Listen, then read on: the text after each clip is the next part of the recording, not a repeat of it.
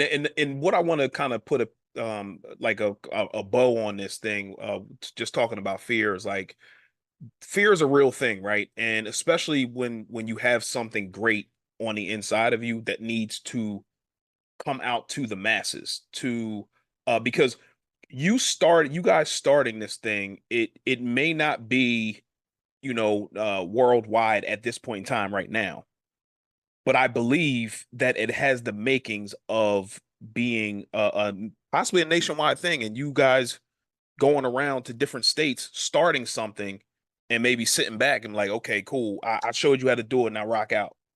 Because Amen. the yeah, because no, because the like fam, like I'm a fan of y'all, bro. Like seriously, man, because like that's how we're going to get financially free as a people is we got to start with the babies.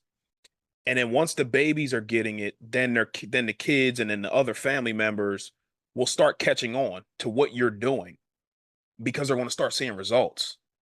And you guys just being that example of hope of yes, you can do it, and let me show you how. I'm going to bring in people. I'm going to have bring in my high net worth people, my relationships. I'm going to do all the things, and here you go.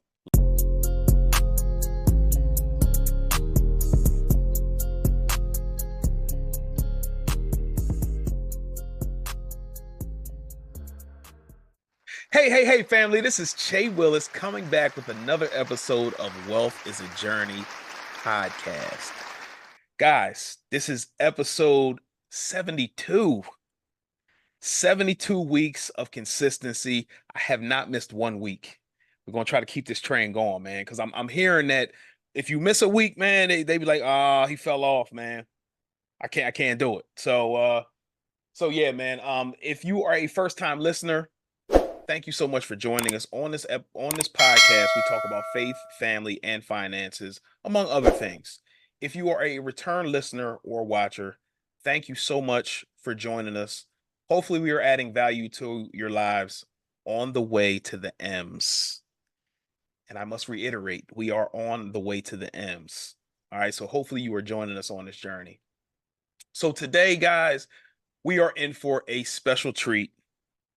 Of about a month and a half ago, maybe 2 months ago, we had Mr. Jemai Robinson and his team, the Financial Manifest Foundation, coming on to talk about their financial literacy camp. It's the first of its kind, and I'm super excited to have them back on because they had the financial literacy camp. It was a huge success, and I want them on here to talk about it. So listen, let's clap it up for y'all, man. Clap it up for y'all, man. Last time, I think there was three gentlemen on here. Only two can make it back. All good. We just gonna rock out. So, Kev and Jemai, thank you so much for coming back to Wealth is a Journey podcast. Thanks, Che, for having us on. I appreciate it.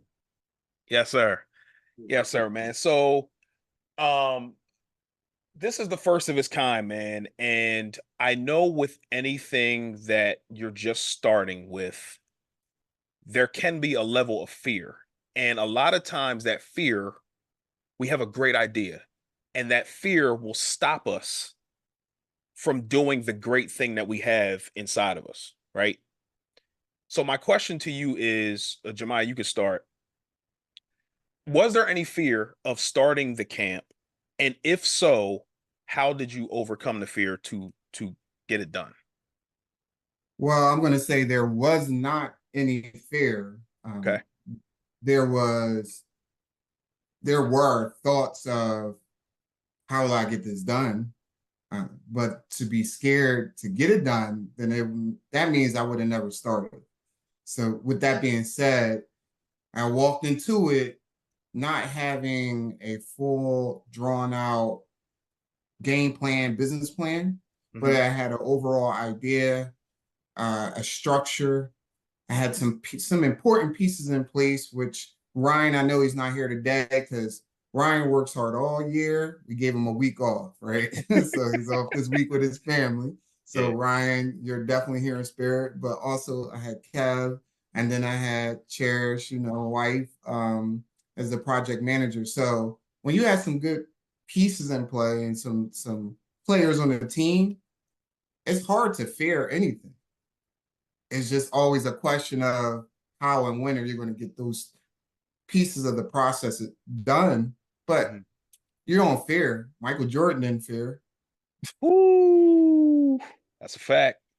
That's a fact, man. Kev, you got anything to say about that on that topic?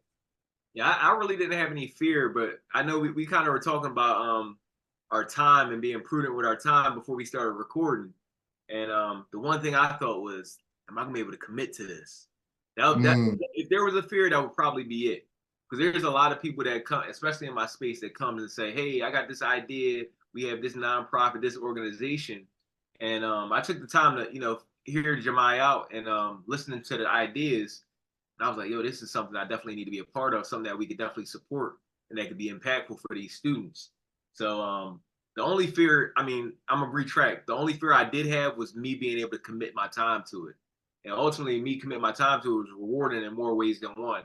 And it obviously paid off with this how it performed and how it turned out. So that was pretty much it.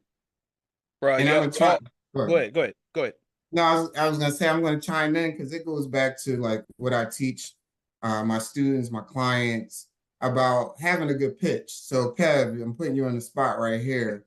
Um, for you to get over that hump, was it the pitch that got you? Like, hey, this is what I think should happen, can happen, will happen. What got you to like fully commit? So there's two things. So like we already talked about, having good relationships and building those relationships are important. And then yes, when you talked about the camp and your idea and how you envisioned it, and when I walked into junior achievement and saw it, it came to life right then and there. But speaking of relationships, Kamala Smith, who's a Yes. mutual friend of both of ours, I was in the Hmm. Gilliam Fellowship with her. She spoke highly of you, and I'm not sure if she spoke highly of me to you, but she definitely Good. spoke highly of you and gave you the green thumb, like, let's go, like that's something you need to be a part of. And I trust Cam's word. She was one of the fellows that definitely rang true. And I felt like it was something that I need to be a part of and something that we need to be a part of as a bank to kind of support it and help it grow. So it was twofold. And like I said, once I saw JA and the passion that you spoke with, it was like, all right, how can we make this happen? I kept, talking to my manager, like, listen, this is something I want to do, something we need to do. Let's put this on our calendar. Let's put this in our budget for 2024. How can we do this? How can we make this happen? And so it was one of those things that, like, once I got the bug, it was easy for me to continue to go. Yeah, And I that's thank so. you and Cam for that. Yeah. Yeah, shout out to Kamala Smith, man. Definitely a friend of ours. Great person, great spirit. She's one of the probably one of the sweetest people I know. Just wants to see people win and Yes. achieve, and I love that about her. And what I want to kind of put like a bow on this thing, just talking about fear is like fear is a real thing, right? And especially when you have something great on the inside of you that needs to come out to the masses to because you guys starting this thing, it may not be, worldwide at this point in time right now, but I believe that it has the makings of being possibly a nationwide thing, and you guys going around to different states starting something and maybe sitting back and like, okay, cool, I showed you how to do it, now rock out.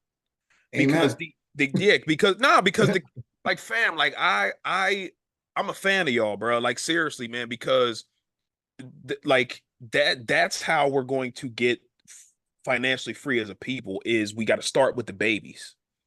And then once the babies are getting it, then the kids and then the other family members will start catching on to what you're doing because they're going to start seeing results.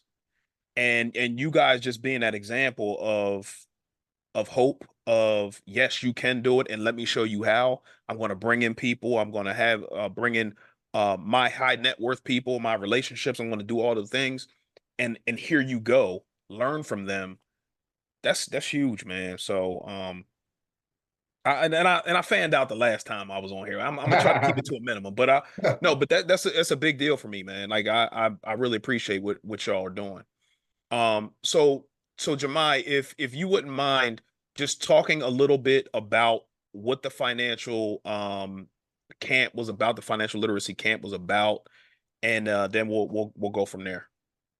Because there's a I, lot of people who are just tuning in that don't know anything about and they may go back to the next the episode we had before and watch it. But if you wouldn't mind just touching on that a little bit, please.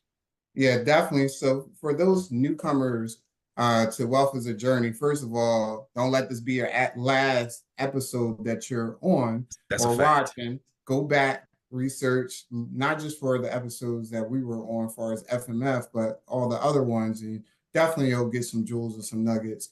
But and going into your question, I would say the camp was solely about the wealth of the children, the wealth of the scholars, the wealth of the adults. And I say that in those stages because there were layers of people that attended the camp.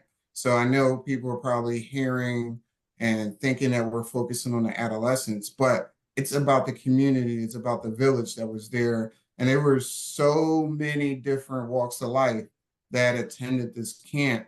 And I'm going to go on a limb here, and Kev can tell me I'm wrong or not, but I believe everybody that walked into that door left out with something new to put into their tool bag of wealth, right? And we focused on leadership, so empowering the students to understand that they are leaders, right? Then they have partners in the community that they can lean on, call, and ask for advice. We challenge those leaders to not only impart into the students that were there, the scholars that were there, but we also asked them to network with one another because I've been a part of many events where you go and you leave.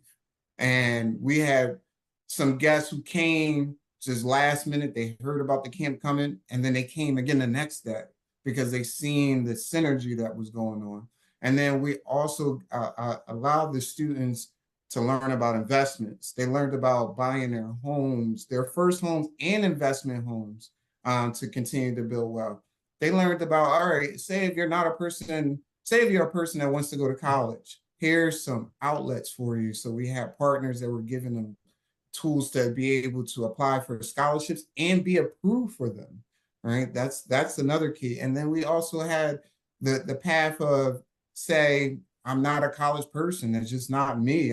That's just not my wheelhouse. Well, we gave them some tools on how to run maybe something that won't take as much heavy lifting from a mental state as far as getting a degree. But here, you can learn how to run a food industry, a food truck, or other different industries, photography, videography, other different things, fashion.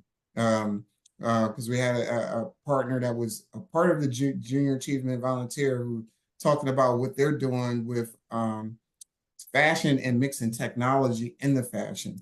It was just so many buckets that if you didn't walk out and knowing that you were a leader that can monetize and capitalize on relationships and your understanding of how to run a business, you would just sleep the whole time.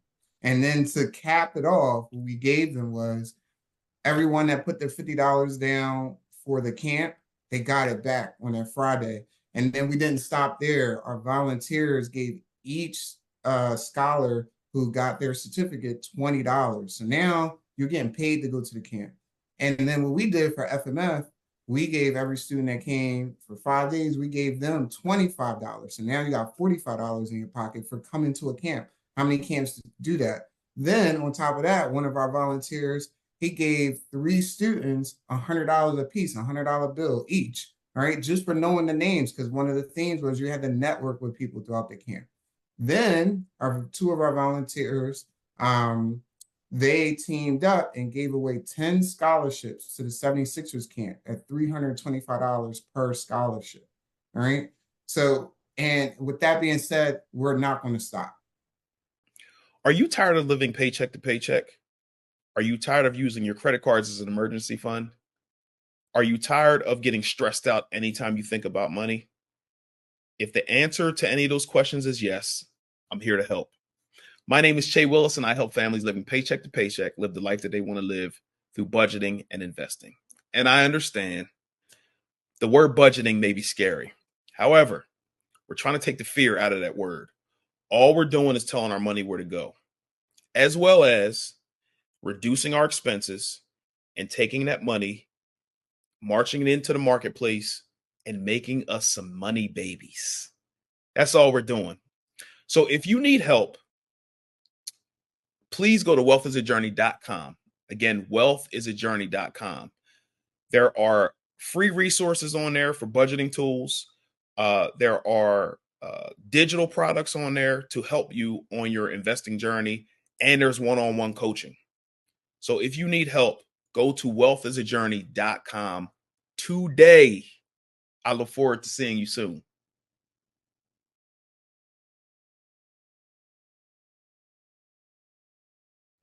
We're Let's not go. going to stop. We're going to keep going.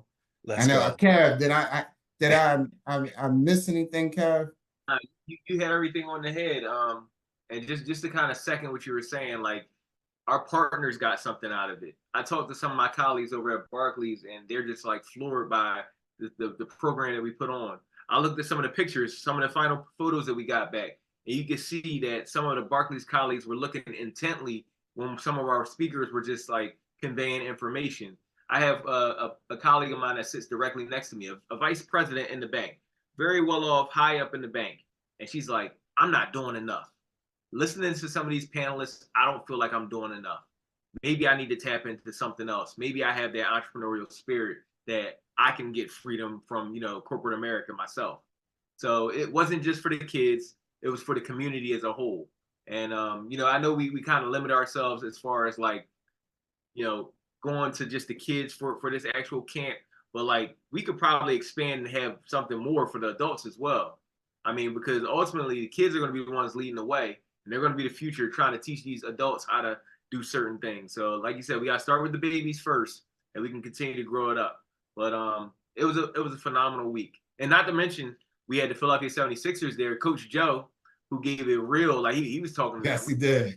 he was giving some examples, some stories that the kids could relate to. And there was a couple other guys with them that spoke about their experience, giving them an opportunity to kind of ask questions about sports management, that path into that career. So we had a well-rounded week, and it was really impactful. That's all I can say. It was really impactful and rewarding in more ways than one. Definitely. And you impacted the kids, and then like you said, the president or the vice president of your company came in and said, I need to do more. So you're not only just affecting the people that are in your sphere of influence, meaning the kids. Now you're affecting people that are in your office that are um your higher ups, which is crazy. And then I let me have ask a you, But I told Jemai and Ryan and Cherish, I got an email 2 days later after we closed the camp from the CEO of the bank. We're talking about a multinational bank. The bank is based out of the UK. Our US CEO sits in Wilmington, and we're talking about a gentleman that's on, you know, different business programs and stuff like that. And he's like, yo, I appreciate what you do with the community. It was a great job, way they put it together. And I just shared the kudos with Ryan and Jemai and Cherish because like we made an impact and it was done in excellence. So that's more the one thing I'm proud of, that folks see it and they know that it was done really well. Yes. Jamal, you were gonna say something, or you? no, I think I just been around Kev too long because he said the exact same thing. But he had more details, but I just been around him too long. And I feel like I need to do a better job of. I felt like I talked about it a lot, but I feel like I need to do more on my platform to talk about it more. Um, I tell you what, man, I was on my entrepreneur call and I was telling them, hey, my son is going to this financial literacy camp. And then, bruh, like I got like maybe 5, 10 uh direct messages on the Zoom call, like, yo, why you ain't telling me about the thing? How can I be a part of it? And matter of fact, Chrissy Judd, who was just on the podcast a couple weeks ago, she brought her son down there because I was talking about my son going to the thing, man. So I feel like as early as you guys know the next date that you're doing it again, please let me know because I'm going to be talking about it more often on my platform to make sure that it gets as much buzz as possible, man. Because I tell you what, bro, them people was pissed that they did that they didn't know about it. Like, yo, how did I like people from different states, Hmm. like people I from just down I just south. got yelled at by my neighbor yesterday. I went to my neighbor's house for dinner, and they yelled at me like, "Why you ain't tell me my daughter's supposed to be in there?" So I get I know the feeling. So my question is so are we expanding next year? I know it's fresh, I know it's new, but is the idea because I know you still want to hire right now, but is the idea to expand this thing? So, so I'm from my perspective, and obviously, I have people that I lean on a board and program directors and things of that nature. Yes, and I believe it should, and I think we should be charged with doing that because we shouldn't be selfish with the information of partners in the pathway because ultimately the mission and the vision is to impact the youth to think differently because the youth are just relying on social media talents or athletic talents. And I'm not going to say all, but a lot. And we have to really just stray them away from there's only one way to gain wealth, right? There are multiple ways. You can be behind the scenes in social media, right? Own the company, Hmm. create an IPO for it, blah blah blah blah. So just get them to just think in that aspect and know the pros and the cons. So one of the people who was there, Rakeem, who owns Keem's Cuisine, I love when he was on a panel. He just kept it like strictly honest with them about the perception of hiring minorities, about how we have to get over just certain things when it comes to fear and aspects of support, not support, being supportive, things that they truly probably didn't hear of. All they see on mostly social media is, here, I'm successful. Look at me throw this bag of money in the air. Here's my cars, here's my house. These are the results of you just opening up your phone. Like, no, there's a whole process. Yeah, that's a fact, and we need more people like that to show you how to get to the bag, and there's not just one way. Like you Mm-hmm. can be an investor. Like that's a way to be behind the scenes. And if you want to be an investor and show people how to do what you did, that's another way to give back. You know what I'm saying? Kev, you have anything to add to that, bro? Yeah, no, I think Jemiah hit it right on the head. I think like we've done a great opportunity of showing these kids that you don't have to be typecast into the quote unquote black jobs that was recently stated a few weeks ago. Like we have so much more that we can do. There's so much ability that these kids have, and they don't really know it until people like us tap into and help cultivate it. So I do think that we do need to expand, we do need to grow. And I didn't share this with Jemiah. I was talking to one of my colleagues because Barclays has a location in Henderson, Nevada, and I was on the DEI council. So Che, I don't think I told you this, but at Barclays USCB, I am the co-chair for the Black Professionals Resource Group. So I'm responsible for a lot of the activity that we drive for Black colleagues, Okay. programming, developing, educating, creating allyship with other demographics within the bank. So I recently took on that role 3 months ago. So I say that to say I was on the DEI council call, and we were talking about the camp, and we are talking about the relationship with junior achievement. And one of my colleagues over in Henderson, Nevada, was like, "Yo, we work with junior achievement of Las Vegas. Like that's something maybe we could do over there." So I'm like, there is a synergy there. There's somebody down there that we could possibly replicate this effort. It may not be to the same degree, but it is planting a flag. So Mm-hmm. this is the first time I'm telling you this, Jemiah. So Yeah. we do have someone that's willing to say, hey, we could possibly do it. Might not be 40 kids, could be maybe 15 kids, but nonetheless, we can start leveraging different resources in different locations. And maybe Ryan might have a contact over there that we can kind of like get on a call and do it at a maybe a smaller scale to see how they do it. But we have a success, and we do need to kind of Yeah, replicate it so we can multiply because there's kids everywhere in every corner, every walk of life that's going to need this education. And I do think that the absolutely. trajectory is to grow, and I think we got the right people in place to kind of scale it and grow it. So Che, I'm just gonna say thank you because you getting Kev to tell some secrets here that he's been holding on. I was waiting for our meeting. That I need to know about. We didn't have our meeting yet. I just listened patiently. I'm just saying, because you sitting on Che's couch now, you want to. Yeah. Now you want to spill the beans. Like you ever seen podcasts like, yeah, I've never told this story before. Here you go. You know what I'm saying? That's what Kev doing right now. I love it. I love it. No, but let's do it, Kev. I am for it. Let's go buy coastal, tri-coastal, whatever. Let's do it. Yeah. Let's get the information out there to these scholars because they are the next generation. I know in the last podcast I said it. They're gonna be the ones that's taking care of us. Like they're the ones right now when we're walking in line that's cashing us out in the cash register. They could be cheating us out of everything, right? We need them to know, how business is supposed to be ran. So and how they're supposed to be as leaders. So thank you, Kev, for allowing that opportunity to come about just through conversation. And I know, Che, that's one of the biggest things you talk about is networking, having conversations with people. You never know what is going to lead to and what doors is going to open up. So thank you both for that. Yeah, no, bro, absolutely. And two things. One thing is, hey, if you need like a security person to fly out, because you're not doing Zoom calls and go to Nevada. We're not doing that. We above that. We're going to Nevada. See I said we. You know what I'm saying? No, listen, man, if you need a consultant to go out there with you, I'm your man. You know what I'm saying?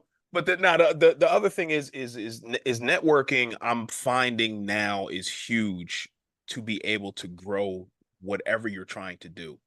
Like trying to do things on your own, especially something to this scale, is stupid. Yeah. It's dumb.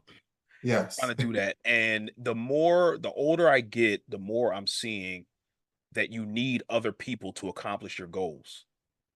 Like I need Kev, I need Jemai, I need, this person or that person in order to accomplish my goal.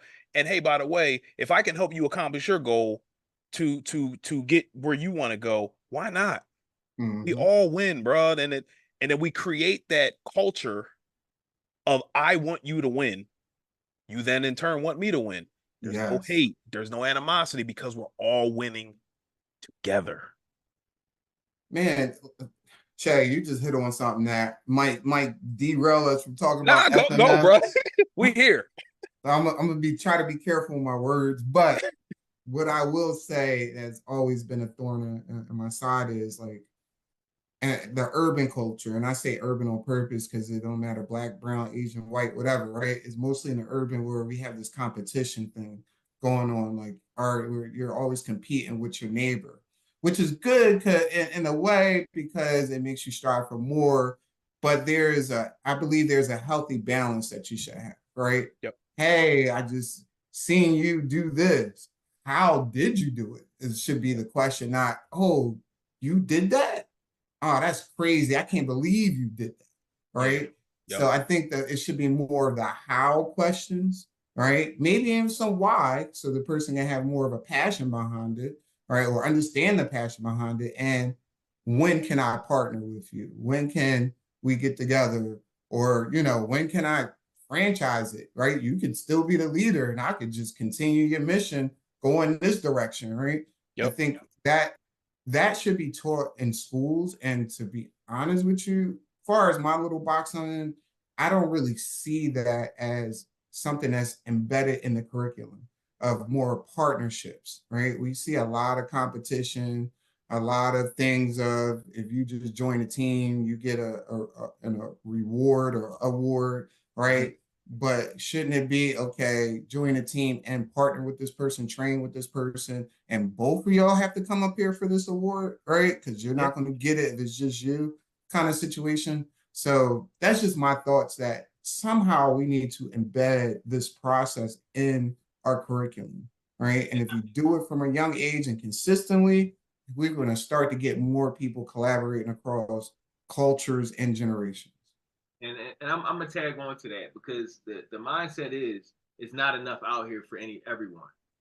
And it's unfortunate because there was a time where it seemed like there wasn't enough for everyone. Where it was times where you had to be creative and you had to compete. But as they said in Payton Ford, everybody eats, B. That's right. Let's go, B. Let's go, B. Let's go, B. like it's so much out here. Like you don't have to do the same thing as your friend. You can do something else. Y'all can work in partnership to help grow and scale both of your businesses. There's enough of that around, and you have to find what's right for you in order to work yourself and continue to grow what you're going to do. So I do think that we need to get creative. We need to kind of incubate and show these kids that it's not always a competition. I mean, there is healthy competition in it. Yeah, you do want to perform, but you don't want to do it so much so that you down on everyone else. You want to continue to grow and build them up and be a support for them as well. There, like I said, everybody eats beat. There's something out here for everyone. It's enough out here for all of us to be successful. And we have to kind of show these kids and these students that you can grow, you can work together, and it's an ecosystem that we're trying to develop. Yeah, I agree. No, I agree. I think it stream. My bad. I'm sorry. Would you I say? think ecosystem is like animals eating from the same stream. The bear eats from the same stream. The wolf eats the fish. The fish eat the plankton. All that stuff. It's all a circle of life. We all need the same resources. It's an ecosystem that we all have to work, in concert with. No, I agree, and I think it more so starts in the home. Now how that's going to work, I don't know. But it's like that at corporate too, bro. I feel like because I work in corporate also and in sales, and I feel I'm not in sales anymore, but I was at one point in time. But I feel like at one point in time, your success was somebody else's loss, and you kind of at times got looked down upon it, depending on whoever your management or your leadership was. Um, and it just breeds hate. It breeds jealousy. It breeds envy because you're losing, quote unquote, because this other person is winning. And it's not really like that, man. You got to kind of unlearn that when you're working and you're trying to do your own thing and you're trying to scale something and grow something, that you need other people to achieve that goal. And I think you guys are doing a fantastic job with that with this camp. And I thought it was a genius idea to be able to pay people, um, pay the kids to learn other people's name. Like that's a genius idea. You pay them to do it. And when you told me about that, my son's in the other room. I was mad that he didn't get the $100 because I'm thinking like, fam, you're 12 years old now. You invest maybe $50 of that money. Like by the time you 18, like how much? Even though it's only $50, but like I was upset. I was upset.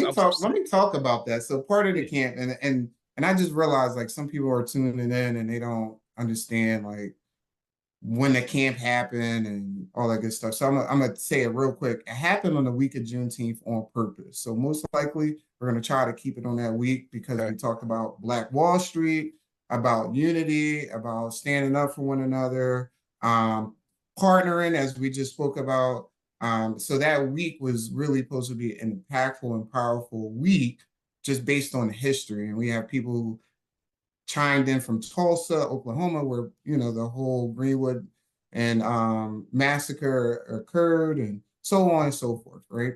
And one of the things we were speaking to the youth about was stand up for the right things, right? Do the right things. And the reason why those people won the money, as far as the youth won the $100 for naming the names, because they stood up and they raised their hand, where everybody else was looking around. And that was something that a lot of the leaders spoke about, a lot of speakers spoke about was, hey, stop worrying about how you look when it comes to the people around you, right? Stop just playing around and goofing off because you need to show off for this person. Stand up and be different. And those people that stood up to be different, and they were different in the sense of they knew people. Like they just went around like, hey, what's your name? What you do? Right. And we had some students in there that owned some cooking businesses or restaurant businesses and different things, fashion businesses. And people did not know this because they weren't talking to them. But the other students were like, hey, what are you doing? We're going to talk after this camp. We want to do this after this camp. And they got rewarded. And I believe that's life. Like, think about why are we on this podcast now? Why people are tuning in right now, right? Because somebody told somebody about the information they can get if they just go on YouTube and type in wealth is a journey, right? Or they go to and type in the financial manifest, they can find a camp, right, for their kids, right? just the conversation, communication, and networking allows people to grow. And I think the name of your podcast is perfect for this. They grow in wealth. Like, people might think wealth is just a monetary thing, but really, it's really about like, how are you adding value to your legacy? Like, when you leave, like, what's going to be the value of your legacy? Is it going to be, I don't know who this person is, an unmarked grave, right? Or no, here we can even fit enough lines on this grave marker, right? You got to hear the whole book. They're in the book of history. You can read about them, right? What is your legacy, the value of your legacy going to be? And it starts with you communicating and networking and continue to do positive things and pouring to people. And also, like you said, networking is key, and you have to go outside your box. The squeaky wheel gets the oil. Mm-hmm. I'm gonna say that again. The squeaky wheel gets the oil. You will not get something if you sit on your hands and just expect it to happen. Nothing good ever come from just waiting. Like, you have to put the action in place and put the work in to get what you deserve and what you want and what you desire. So like, we got to kind of ingrain that in our kids. I know my son, he might be a part of that microwave generation, but we got to show these kids that there's hard work that goes into the rewards that you think you deserve. And I'm gonna tell you, and I promise, at the end of that road to that journey, to that result that you want, it's gonna be worth it, because all that strife and that pain that you went through, all that hard work, it just makes that result that much more sweeter. Yes. Okay, And go ahead, brother. and you're going to have a story to tell about it. Mm-hmm. That's the important piece. Like, the the older I get, the more I realize that everything that happens to me is not about me. It's about me being able to tell somebody else, like, yo, look out. Cause I went through that. Now going through the thing doesn't feel good, obviously. No. However, if you can learn the lesson that you need to learn from going through that thing, so then you can say, hey, don't do that down there. I did that. I went through that. And sometimes people are not going to want to hear it, but hopefully at some point in time, as they're going through their journey, they're like, oh, Mr. Jemai, Mr. Robinson did tell me that. Mr. Williams did tell me that. So we got to continue to learn those lessons and then pour into the youth, which brings me to one story that I'm thinking about is I went to college. I went to Cheney University. See you stand up. Let's go. Um, and when I got there, I went to freshman orientation, and there's a gentleman named Donzel Tiller. Man, I love that guy, man. Great dude. He was the resident advisor. He ran the whole building or whatever. And he said to us, and we was trying to get to the girls, like, we didn't really want to hear what he was talking about, but he was like, yo, listen, there's going to be a lot of people offering you credit cards. This is, they're going to offer you sign up here. You're going to get a free t-shirt. You're going to get this perk, that perk, whatever the case may be. And even though I didn't want to hear it, I always remembered it. So when I went through the mall, I'm on my own now. I'm going through the mall. So sign up for this credit card. We'll give you XYZ thing. I always remembered that. And that's why it's important to, even though they may not seem like they care or they're paying attention, to give the lessons anyway, because you never know once they run across that thing that you told them about, how it can impact their lives. And, So, and I want to quote one of my favorite poets, Mr. Sean Carter. Hove did that, so hopefully you don't have to go through that. Yeah, I love it. That's what we get these battle scars for. That's what we get this wisdom for. We got to continue to show the next generation that you don't have to take the same path we did. yeah, I told one of my buddies that the doors I open, my son shouldn't touch, and that's figuratively speaking. Like, he shouldn't have to go through the same things I go through, because I'm laying the foundation and trying to provide some opportunities so that he can get to the next level, and hopefully he could do the same thing for his children. So I yes, mean, we got to continue to build that foundation, not just with our own children, but any children within our network, students within our network and the camp and such. Like, we have the wisdom, we have the network to kind of provide folks that have the wisdom and knowledge and understanding. And it's just about us providing it to them. Like Jemiah said, wealth isn't always a monetary thing. Wealth right, is truly the value that you seek in your own life, and that's Mm. that's how we gotta get the kids to derive that from any of the lessons that we provide them. Money's good, money's great actually, I like doing nice things. I like buying nice things. I like going on trips. But at the same time, it's the experience that you get and the knowledge that you have that you can share and pass down to a generation, and hopefully they can grow it. And That's a I fact. want to add to Kevin this thing of throwing out a challenge. So I'm hoping that people will share this podcast in particular and this message. So I know that the youth, right? They always say, "Man, get out of here, old head." Right? Go somewhere. Right? Mhm. You know how they do. They call us Unk now. Go ahead, Unk. Oh yeah, see, I'm so much of an old head. I can't. I didn't even know that I went from an old head to the so that tells you I'm out the loop, right? And you young too. And I'm young. Young OG. But with that being said, one of the things that we didn't mention about our camp that was really embedded in our camp was that we had people who they can, far as the scholars can resonate with because they were younger, right? They were in their 20s. So I throw a challenge out now for anybody that's looking at this podcast, listening to it. Either send a DM to Che, or you can go on the Financial Manifest Foundation on Facebook, or TF Manifest on Instagram. Send us a DM or a message if you know there is someone that's young and they're just doing well, right? And they will be impactful to speaking to the youth. We would love to hear from them because we don't even just want to wait till the camp starts, right? We want to introduce them to the people who we're connected with, as far as the youth, before that. So if you know anybody, they're just like they came out the gates running, they've been on point. We want the students or the scholars to hear from them, right? And be able to hear their wisdom because we know it'll be more relatable. So I just wanted to throw that challenge out there. Mhm. And I want to challenge that person as well. Some people are they're doing well and they're selfish with the information because the fear of judgment of them talking. And I only know that from experience.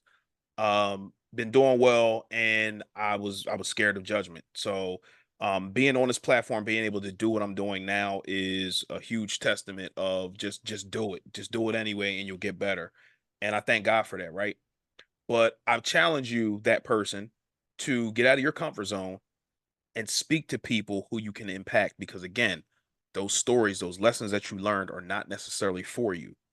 They're for somebody else, for you to be able to tell somebody else that's coming behind you, so they don't have to touch the doors that you broke through, Kev. You know what I'm saying? So I want to throw on top of Jemi's challenge, I want to challenge you as well. Yeah. Thank you, Chet. Yes, sir. So uh when I came on to the grounds of the parking lot, I saw a food truck, and I just want to shout you out for doing this because not only did, like, when I went to camp, first of all, I went to camp in the Ardmore, Pennsylvania. I went to camp in the A, right? And we got box lunches. They had like government cheese, bologna, like government bologna, and it was in this like plastic wrap. It was crazy, right? But at y'all camp, and we paid to go to this camp. Y'all camp, you had a food truck, you had soul food, you had all these nice meals prepared for the kids, man. And then not only that, you showed them how to make things on said food truck. Like they Yeah. they showed them how to do things. Is that correct? Yeah, and it was Maul's famous, he's gonna kill me for this, but Maul, let's just say Maul's famous Yeah, seafood and grill. Yeah. Seafood and grill. Yo, Maul's famous seafood and grill. Don't kill me. But go ahead, Kev. What were you gonna say? No, I'm trying to shout out Mall's famous seafood and grill. That was great. Yeah. I So that was just one of them. We actually had Keem's Cuisine. We had Crystals. We I'm not gonna shout this one company out because they messed us up one day, but we're gonna leave them be. But we had definitely some quality small business food owners slash establishments come through where they ate salmon, they ate beef ribs, they had cornbread. I mean, they just did it up. They had what crab egg rolls. They I mean, it was almost like literally the adults that came was coming for lunchtime. Like they're like, yo, I eat better here than I eat at work. Like, And and but the goal, go ahead, Kev. I was gonna say that was strategic. Like we wanted to make sure Yes. we provided them with quality. And one other thing you probably saw when you walked in the parking lot is that like we also for some reason, and I noticed this might be a little thing. There were so many nice cars in the parking lot when you Facts. when you came there. Yes. I guess it was like all the people, the speakers, whoever was running the camp and stuff like that. There were BMWs, Audis, Teslas, BMW trucks. I'm like, oh my goodness. G-Wagon. I saw the G-Wagon out there. I'm like, yo. So it's like the kids seen that we weren't just talking it, we were living it. We're people that are about our business. Even if it's something tangible, like the tangible goods are here. Ask us how. Like Jemai said, ask us how. But to get back to the point of the food, we were really strategic with like how we curated everything, and we made the menus and such. Like we worked copious hours like to make sure that we had the right menus in place. Crystal's Comfort Food in Middletown, Keem's, what's the other one? My bad. We used to say his name. Oh, Malls. Pardon me, say it again. Mall. Oh, Mall. Yeah, Malls. And like it was just great. Like the kids, they deserve it. They deserve fine things. Yes, you know, yes, they gotta learn where their standard is, and we gotta help them establish it.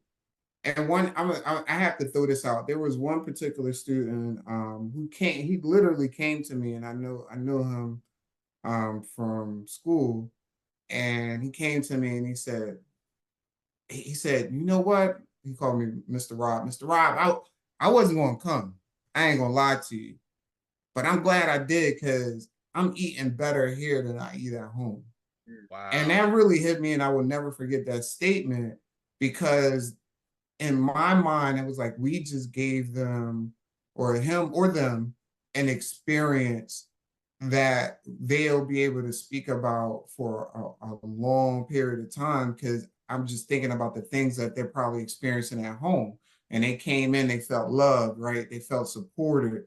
They felt like, hey, you know what? Me stepping out my comfort zone, like you said, is rewarding, right? I'm getting paid to come here. There was one student who was walking, I think he walked over 3 miles, 4 miles to come there every day. And he was either number 1 or number 2 to walk in the building. And then sometimes he would have to leave at 12 or 1 o'clock to go to work. So can you imagine being like 15, 16 years old, right? And this is your summertime.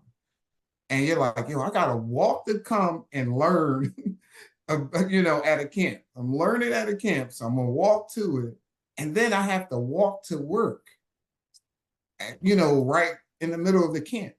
That's commitment.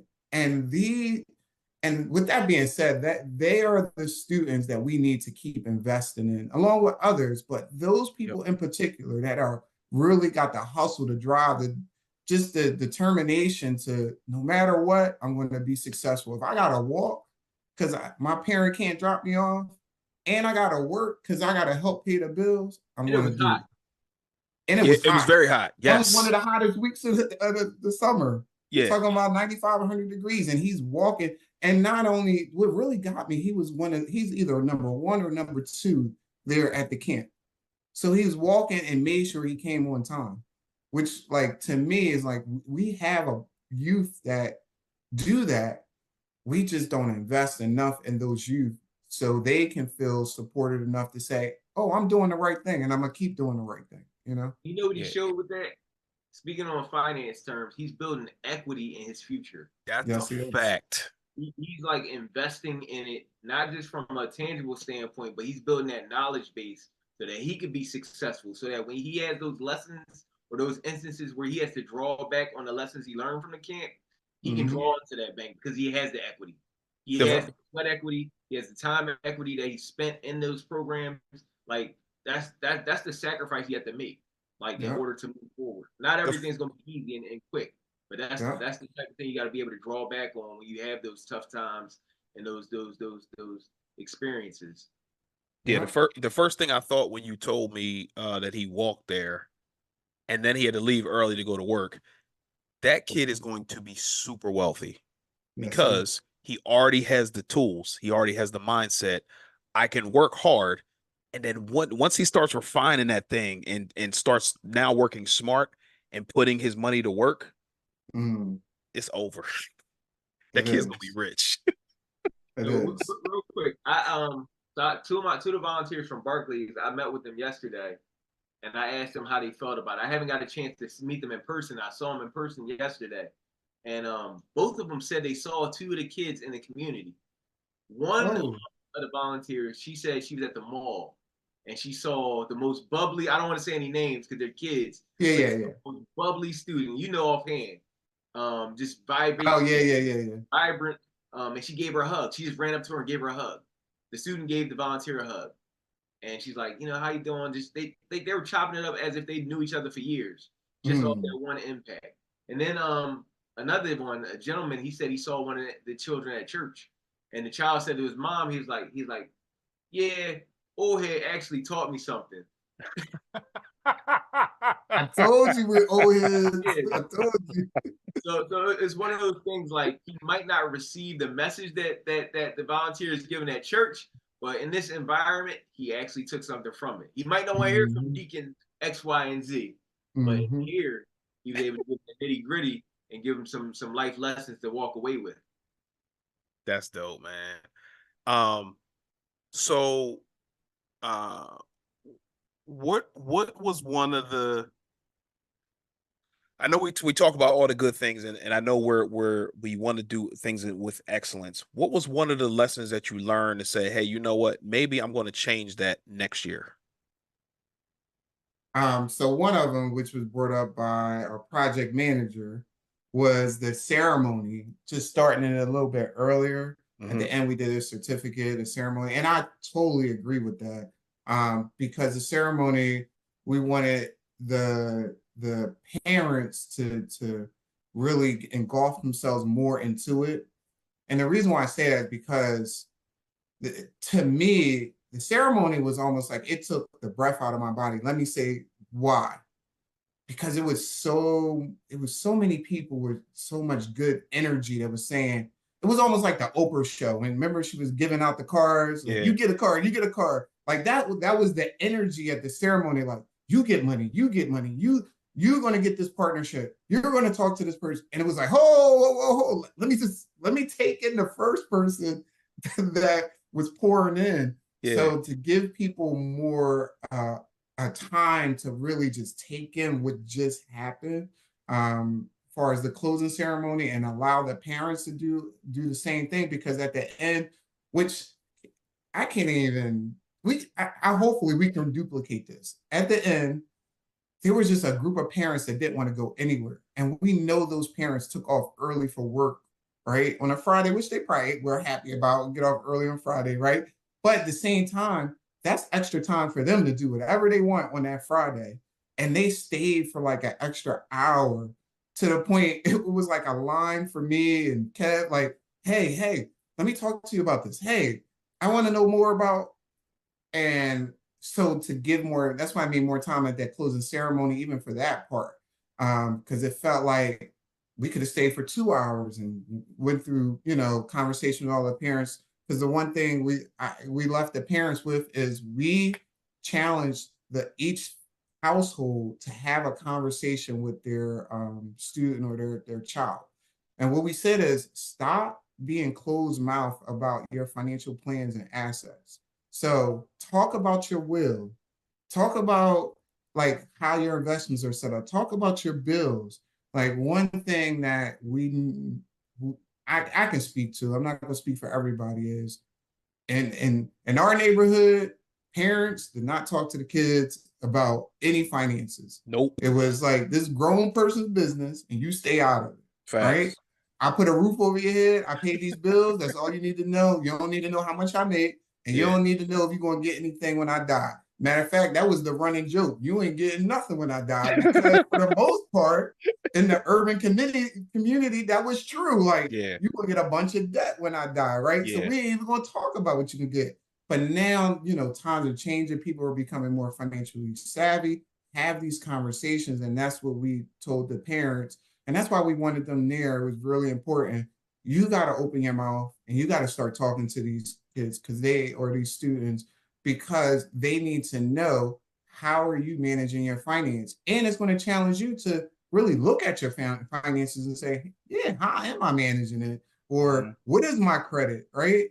And Yeah. why am I doing that? Or my bad, little Johnny, little Susie, I used your credit to open up this card or a cable bill. Let me fix that right now. Like, Yeah. we need to have those conversations more. Bruh, you man. Yeah, and that's one of the things that I do for any new listener or watcher, subscriber. I do budget classes, and that's one of the main things that I talk to husbands and wives about who have children, or boyfriends, girlfriends who have children, that it's better for you to just rip the band-aid off and have the conversation now, because it's going to do a couple different things.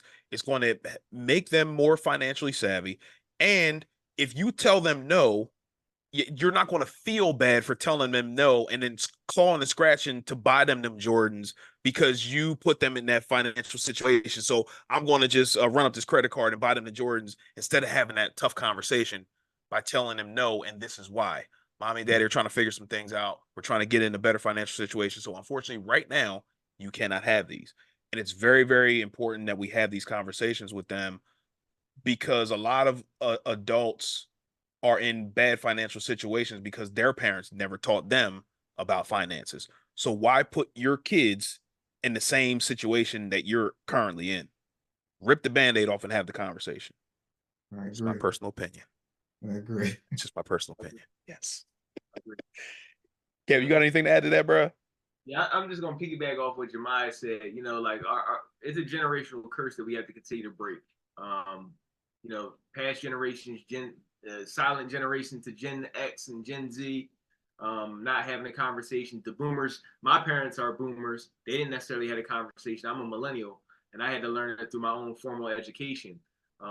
We shouldn't have to find out that Big Mama took a jumbo mortgage on her house, and you know now when she passed away, the bank's gonna take it. We should have those conversations prior to, so we can understand how we can work around those type of things.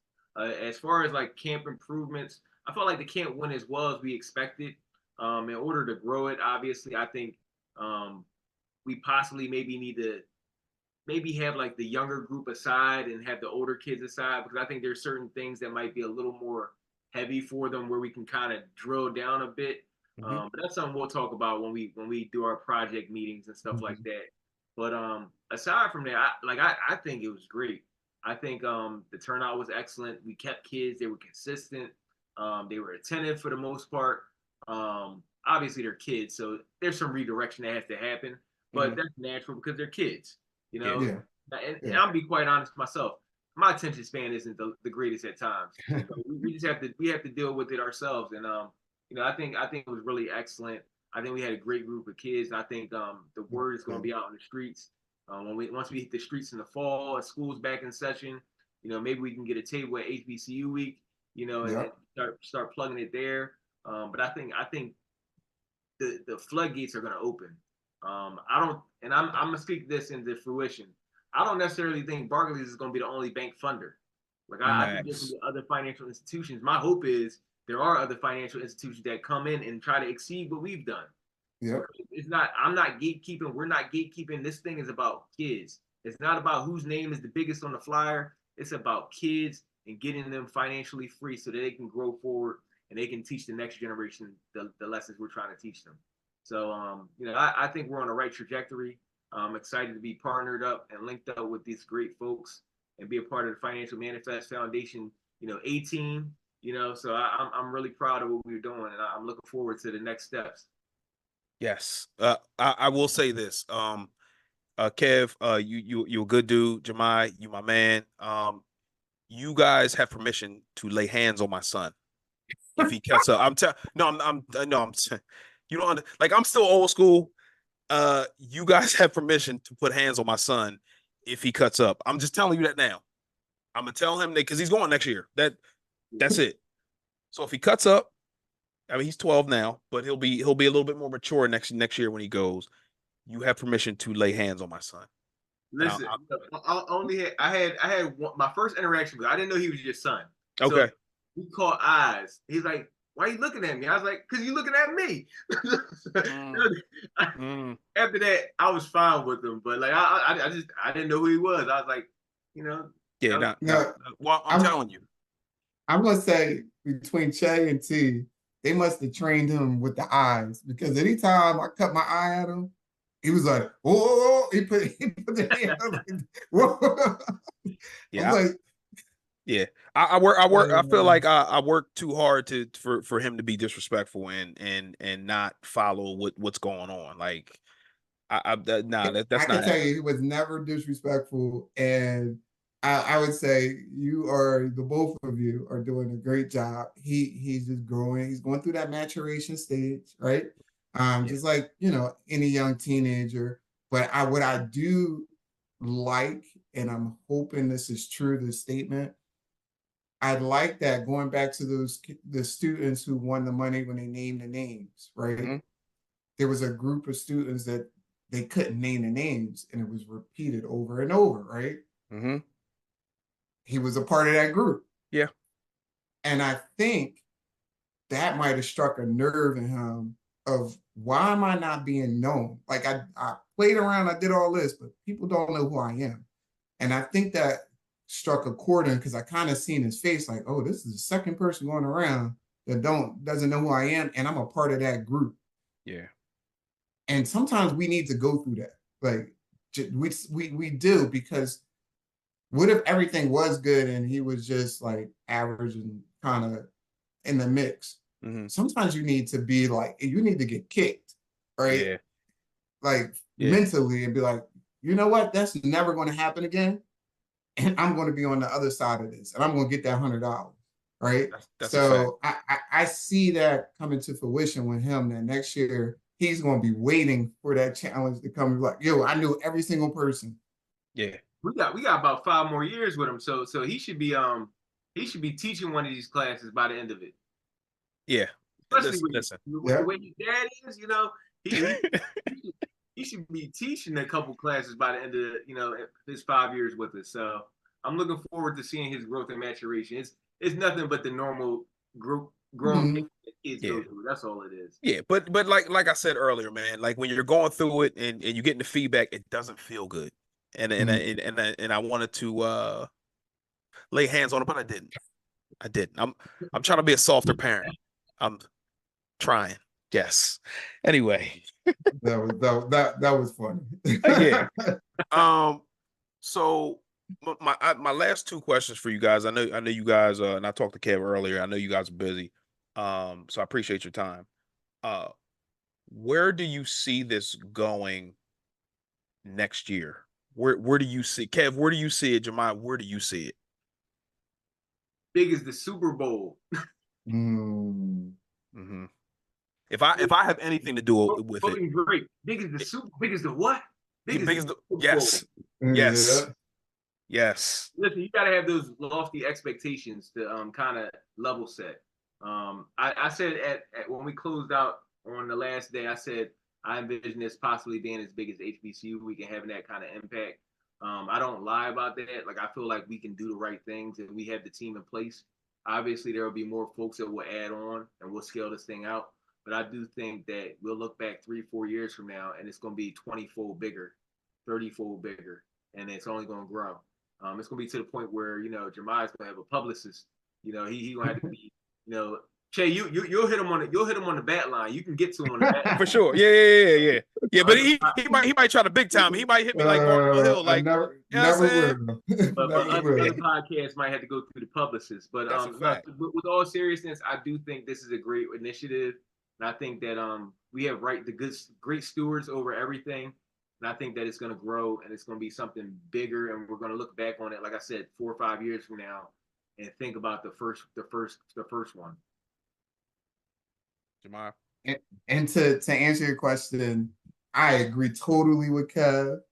And I'm just going to say it's going to be as large and as and the brand awareness that's a big thing is going to spread internationally. And when I say that is because like your podcast, despite what most people think, oh, only a couple people in the neighborhood know about, is an internet. Somebody passed it to somebody else across the sea, right? Mm-hmm. And the brand awareness automatically, I know that's a guarantee. What I want we need is the commitment for these leaders in these financial sectors to say, hey, we're going to support you with curriculum, financing, and volunteers. They're like the three main things, right? That I look forward to, and I hope that some leader in a financial institution or some type of whatever industry looks at this or listens to this and says, "Okay, I got you. Here's our number. This is how you do it." All right. The reason why I say it in that magnitude is because Kev brought up a good point. Initially we might have thought, okay, we're just going to expand it for a couple of weeks or expand it to another part of Delaware, but he just brought up Las Vegas, right? So who's to say it can't go to, and I'm going to say something that's kind of weird, but Missouri, right? A failing economy, right?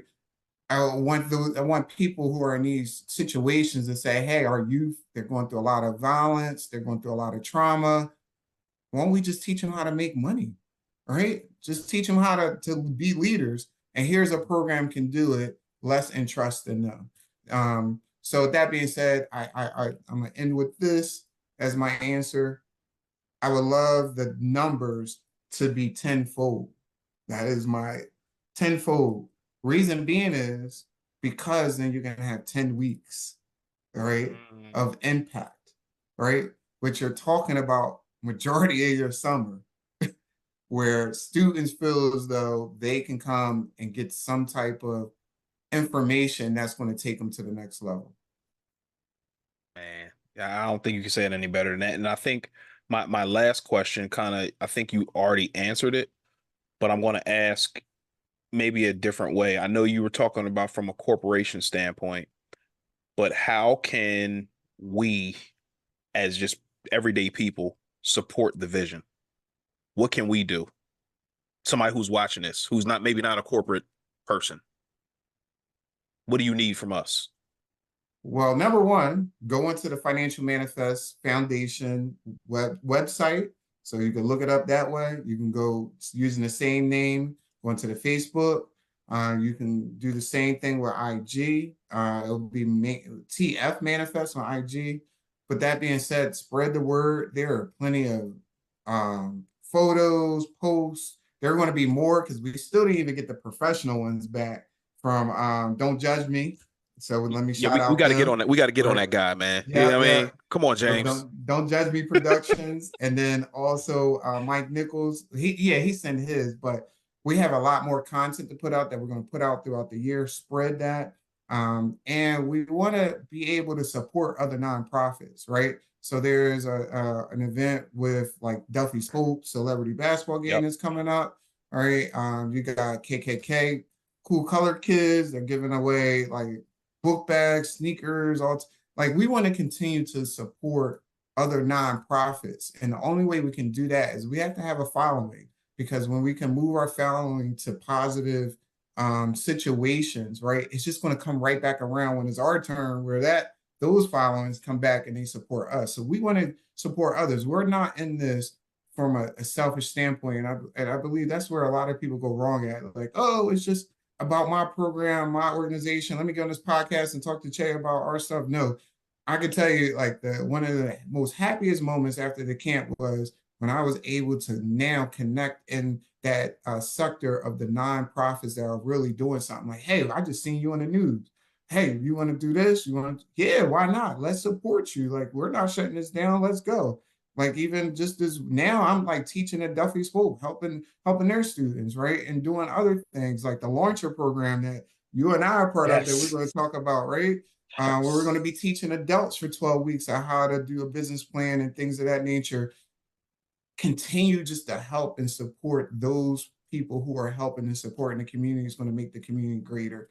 So that being said, that's what I challenge the people who are watching this. Support us, follow us, so we can put you on the right path to maybe go to that organization that fits your passion, right? It might not be FMF, it might be just another organization that we know we are partner with that you can just go to them and they can help you find and grow your passion. Man, Kev. I'm Okay. you mind saying all? Okay. Listen, He killed that. He the did. brother's bad. The brother's bad. Always bad.